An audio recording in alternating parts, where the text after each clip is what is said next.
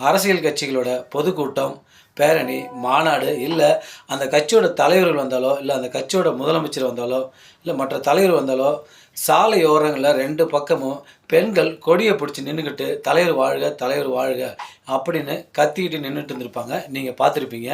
நீங்கள் நினச்சிருப்பீங்க, இந்த தலைவருக்கு இவ்வளோ பெண்கள் ரசிகரா, இல்லை இந்த கட்சிக்கு இவ்வளோ மகளிர் இருக்காங்களா அப்படின்னு நீங்கள் நினச்சிருப்பீங்க. நீங்கள் நினச்சா அதுதான் தப்பு. கொடி பிடிச்சி கோஷம் போடுற பெண்கள் கிட்ட நீங்கள் போய் அவங்க முகத்தை பார்த்தீங்கன்னா அவங்க முகத்தில் வறுமை தெரியும். இன்னும் கொஞ்சம் போய் கிட்ட அவங்க கண்களை பார்த்தீங்கன்னா அவங்க கண்களுக்குள்ள எப்படா இந்த கூட்டம் முடியும், எப்படா 200 ரூபா பணம் தருவாங்க அப்படிங்கிற கேள்விக்குறி அவங்க கண்ணுக்குள்ளே தெரியும்.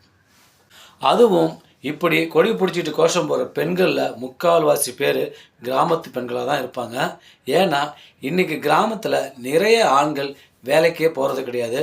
குடிச்சிட்டு சும்மா ஊரை தான் சுற்றிட்டு இருக்காங்க. இந்த மாதிரி நிலைமையில் கிராமத்தில் வீட்டை ஆள்ற பெண்கள் குடும்பத்தை ஓட்டணும், பிள்ளைங்களை ஸ்கூலுக்கு அனுப்பணும், சாப்பாடு செய்யணும், அவங்க பசி ஆற்றணும் அப்படின்னு யோசிக்கிறப்ப இந்த மாதிரி பொதுக்கூட்டங்கள் நடக்கும்போது, தலைவர்கள் வரும்போது அந்தந்த ஊரில் இருக்கிற கட்சிக்காரங்க இந்த மாதிரி பெண்கள்கிட்ட போயிட்டு 200 ரூபா பணம் தரமா, வாமா ஒரு மணி நேரம் நின்று கோஷம் போடு, 200 ரூபா வாங்கிக்கலாம் அப்படின்னு சொல்லிட்டு தான் நிறைய கிராமத்து பெண்களை டாடா ஏசி வச்சு கூட்டிகிட்டு வராங்க.